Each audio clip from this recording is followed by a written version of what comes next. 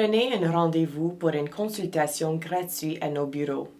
Si nous déterminons que vous vous qualifiez pour une procédure de faillite et que vous souhaitez entreprendre les démarches, vous nous verserez un acompte et signerez une convention de mandat stipulant que nous vous représentons. Demandez un rendez-vous pour une consultation gratuite à nos bureaux.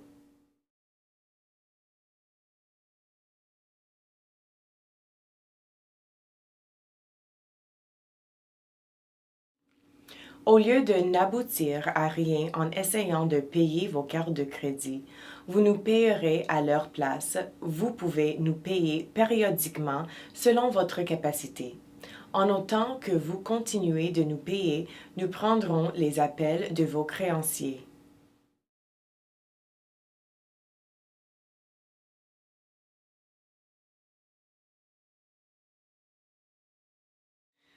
Une fois que vous avez retenu nos services, vous pouvez alors indiquer à vos créanciers qu'ils ne devraient plus vous appeler, mais plutôt nous appeler.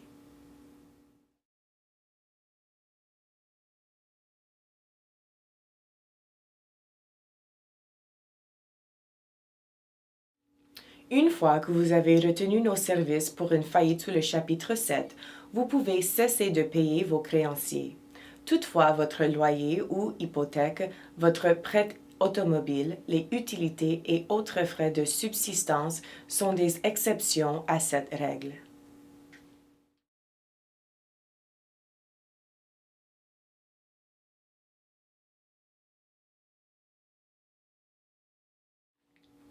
Aucun client de notre cabinet qui a complété une requête fidèlement et avec précision, qui est allé à chaque audience et qui a pleinement coopéré avec le syndic de faillite ne s'est vu refuser une libération de faillite.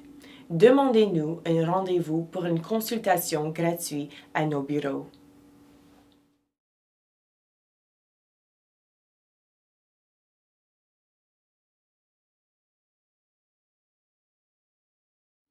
Si votre crédit est bon et vous ne devez pas trop d'argent, le dépôt d'une requête en faillite gâchera votre crédit. Cependant, si vous pensez faire faillite, vous avez probablement déjà manqué des paiements et votre salaire a sûrement déjà été effectué ou votre compte bancaire a été gelé.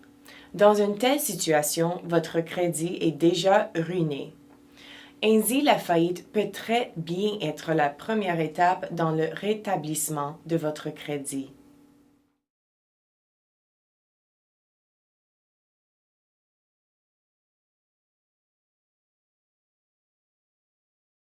Votre employeur ne sera pas informé de la faillite à moins que nous devons arrêter une saisie de salaire.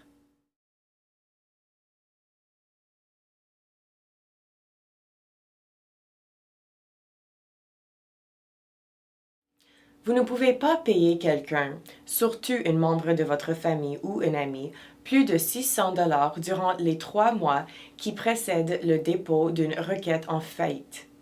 En fait, si vous faites un gros paiement durant l'année précédente, le dépôt d'une requête en faillite, le syndic de faillite, peut poursuivre la personne que vous avez payée afin de rembourser vos créanciers.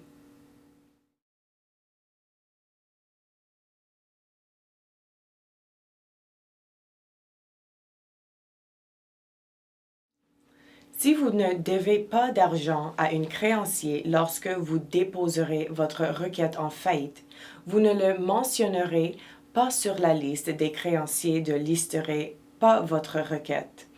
Et il est possible qu'un tel créancier vous permettra de garder votre carte. Cependant, si vous devez de l'argent au créancier, même sur un autre compte, il est probable que ce créancier fermera le compte avec une solde de zéro.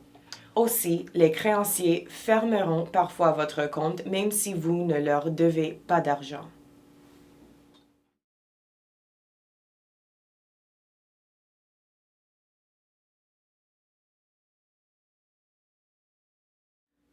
Vous pouvez réaffirmer une dette d'un créancier, cependant à moins d'avoir une bonne raison, comme ayant besoin de votre voiture ou de vouloir conserver votre maison, c'est généralement pas une bonne idée de réaffirmer une dette.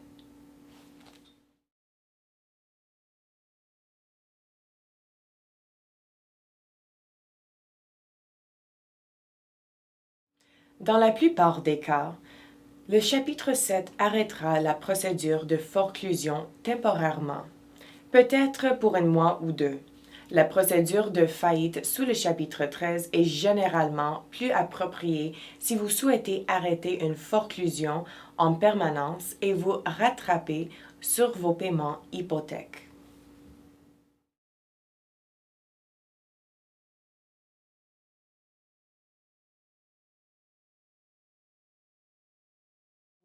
Tous les paiements aux créanciers seront arrêtés une fois que votre requête est déposée.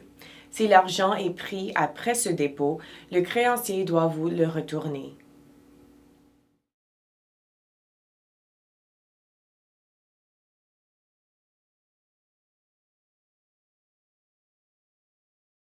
Aussitôt que nous déposons votre requête auprès du tribunal de faillite, un sursis automatique arrête toute saisie, même celle d'argent, en vos comptes bancaires. Si l'argent est saisi après que nous avons déposé votre requête, il doit être retourné.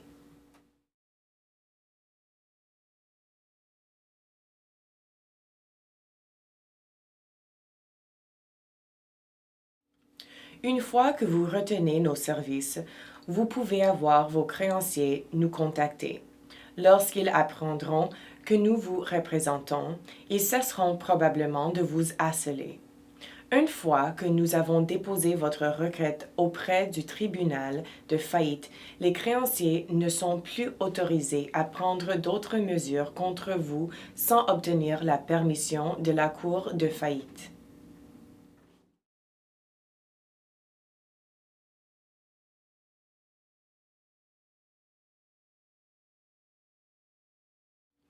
Six mois après que votre requête en faillite sous le chapitre 7 est déposée ou lorsque vous recevez votre libération, vous vivez peut-être votre vie comme si vous n'aviez jamais fait faillite.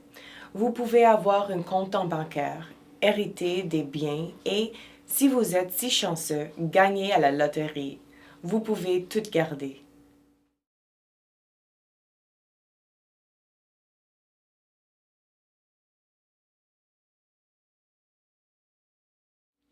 Une fois par an, vous pouvez obtenir un rapport de crédit gratuit fourni par les trois agences importantes d'évaluation du crédit, Equifax, Experian et TransUnion.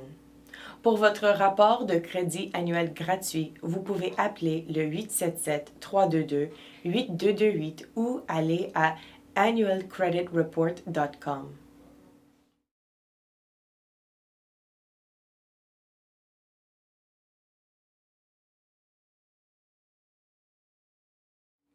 Il y a beaucoup d'entreprises parajuristes qui offrent des services juridiques. Ce qui semble une aubaine, cependant, peut devenir une erreur très coûteuse. Les auxiliaires juridiques ne sont pas des avocats et ne sont pas légalement autorisés à vous fournir des conseils juridiques. Ils ne vous accompagneront pas à votre audience. Si vous avez un problème, vous serez seul.